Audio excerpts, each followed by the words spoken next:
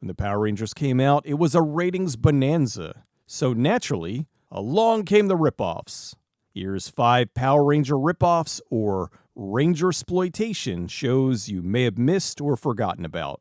Big Bad Beetleborgs.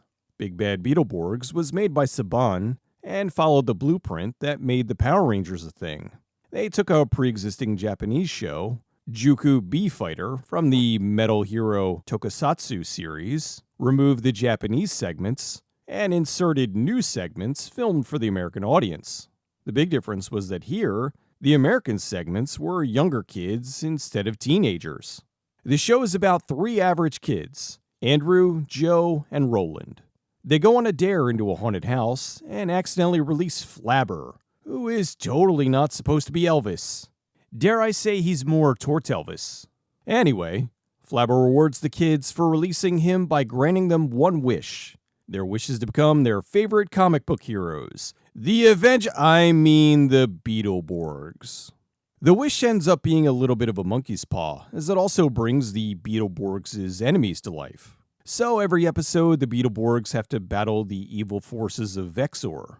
The show follows pretty much the same format as the Power Rangers, only it's aimed more towards kids than teenagers. Beetleborgs was way more silly and leaned heavily into the comedy instead of the drama. The series had to make a lot of changes for Season 2 since Season 1 was based on Juku B Fighter, and now Season 2 was based on B Fighter Kabuto, which takes place 5 years later. In the original Japanese version, the cast were supposed to be in their 20s. In the US version, they were kids. Then in B Fighter Season 2, they are the new generation, which are a 17, 18, and 22-year-old. In the US version, it's the same characters, just slightly older. Season 2 of Big Bad Beetleborgs changed its name in the US to Beetleborgs Metallics. The show premiered in the US on September 7th, 1996 on Fox Kids. The series was doing well, but had to end because the series where it was taken from, Juku B Fighter, was canceled. The last episode aired on March 2nd, 1998. It ran for 2 seasons with 88 episodes. The series made its way to DVD from Shout Factory, who had been restoring and releasing both the Power Rangers and Super Sentai. The show isn't available for streaming, but it is available video on demand on Amazon. It's also on YouTube. On a complete side note, a lady I used to work with called this show Bug Buggy Bug Bugs, which always stayed with me for some reason. WMAC Masters. This is one that I was completely wrong about. I had heard of the show, but always thought it was one of the new wrestling companies like WCW, TNA, and NWO. Well, to my surprise, it was really a martial arts Power Rangers-style show directed by badass Isaac Florentine and presented by Bruce Lee's daughter Shannon. The acronym stands for World Martial Arts Council, and it's kind of like Mortal Kombat meets the Power Rangers. Even have health bars on screen during the fights. The show is about the WMAC, where the best fighters in the world compete. They're fighting for the ultimate prize, the Dragon Star. The star doesn't give you any powers, it just shows you're the greatest fighter in the world. The show premiered on September 16th, 1995 in first-run syndication. While the show was structured like a competition, it was all scripted, and the fights were choreographed. The fighters were indeed skilled martial artists, which made the fights highly enjoyable. I was shocked to find out this was one of the most expensive TV series of all time. The full show, in total, cost $5.5 million. That's over $211,000 per episode. That's an insane amount of money for this sort of show. It was created and produced by 4Kids Productions, along with Renaissance Atlantic Entertainment, who were the co-producers of Saban's Power Rangers franchise. This series ran for 2 seasons with 26 episodes. The last episode aired sometime in 1997. For some reason, the show wasn't immediately put into reruns after its cancellation, and it didn't reappear on TV until 2002, when it was on the 4Kids Saturday morning TV block. It was on the CW's streaming service until 2012, when 4Kids went bankrupt. 6 of the episodes were released on VHS, but not the full series. The show was not released on DVD. WMAC Masters is not available for streaming, but both seasons are on YouTube. Tattooed Teenage Alien Fighters from Beverly Hills. Here's where they really go off the deep end towards Silly Town. Tattooed Teenage Alien Fighters from Beverly Hills seem to be merging a few things at once. It was a combination of the Power Rangers and the hit show Beverly Hills 90210. The show is about 4 unlikely high school friends living in Beverly Hills. After accidentally opening a portal to another dimension, the kids discover they've been selected to fight off the evil Emperor Gorgonus. He wants to conquer the planet because Earth is where the power portals converge, and if he rules the Earth, it'll make it easier for him to rule the galaxy. The teens are given tattoos by the giant blob Nimbar, who is this series' version of Zordon. They can then transform into completely different people, so they can battle the Monster of the Week. The show premiered on October 3rd, 1994 on USA Network during their Cartoon Express block, even though it wasn't a cartoon. The show was produced by Deke, who handled many a kids' show back in the day, like Inspector Gadget and Hulk Hogan's Rockin' Wrestling. This is one of the more blatant Power Ranger ripoffs. The kids are doing teenager stuff, bad guys plotting, they have to use their powers to fight off some underlings. The bad guy then sends a big monster to destroy something in the middle of nowhere, and the kids merge to form the Ultimate Galactic Sentinel Nitron to fight off the monster. They even have a coffee shop where they meet most of the episodes. That's reminiscent of the Power Rangers juice bar. Sci-Fi Wire called it the room of Power Ranger copycats, which is fairly on point. It's incredibly silly, but they do it serious, which in turn makes it even more silly. The show lasted for 1 season with 40 episodes.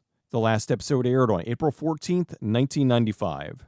In 2013, the series was released on DVD. Tattooed Teenage Alien Fighters from Beverly Hills is not available for streaming. It is on YouTube.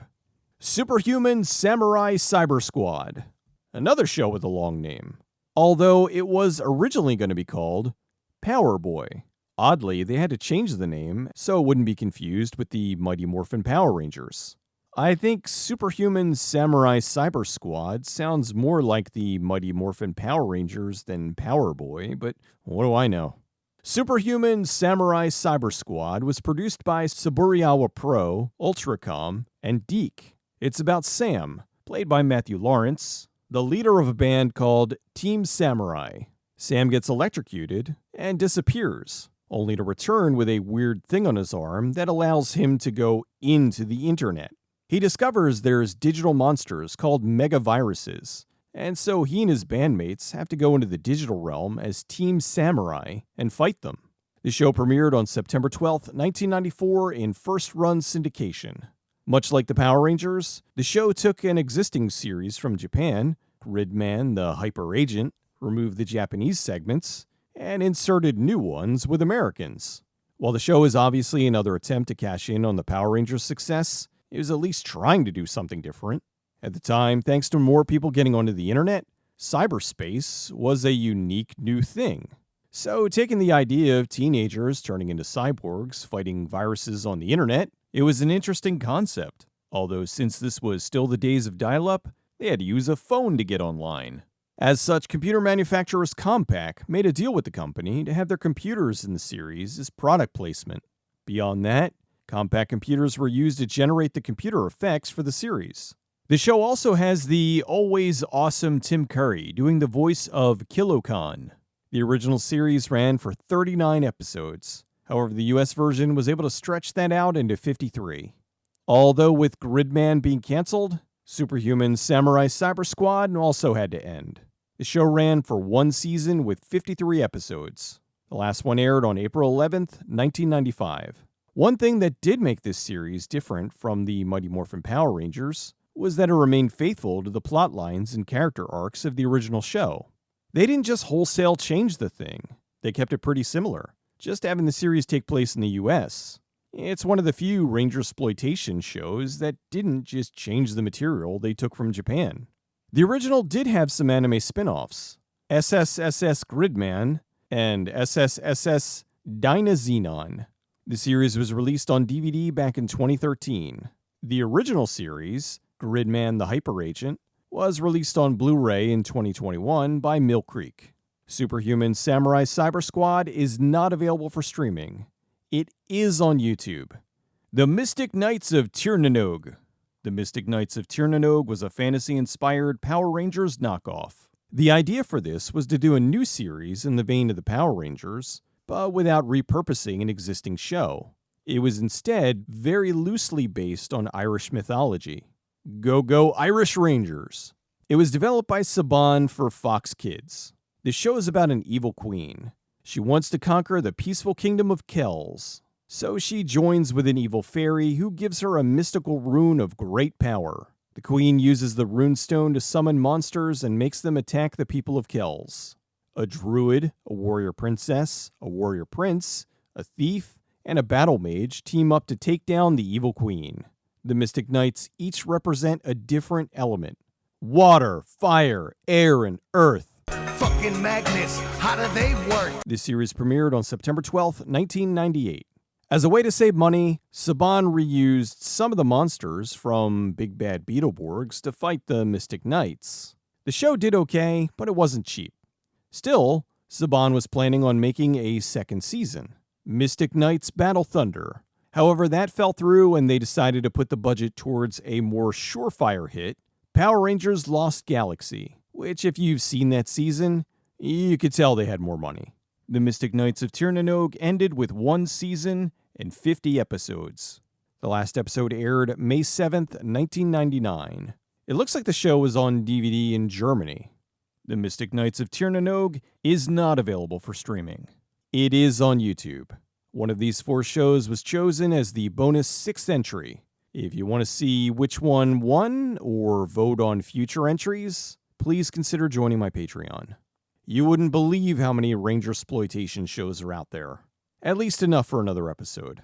Sometime in the future, if you guys want it. With that said, go power something or other.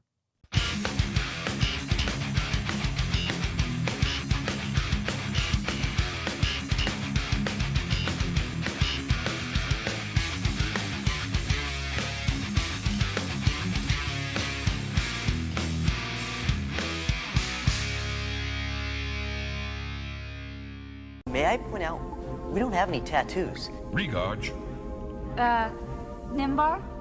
You lost me. You dropped out of English there. I think he means oops. Oops.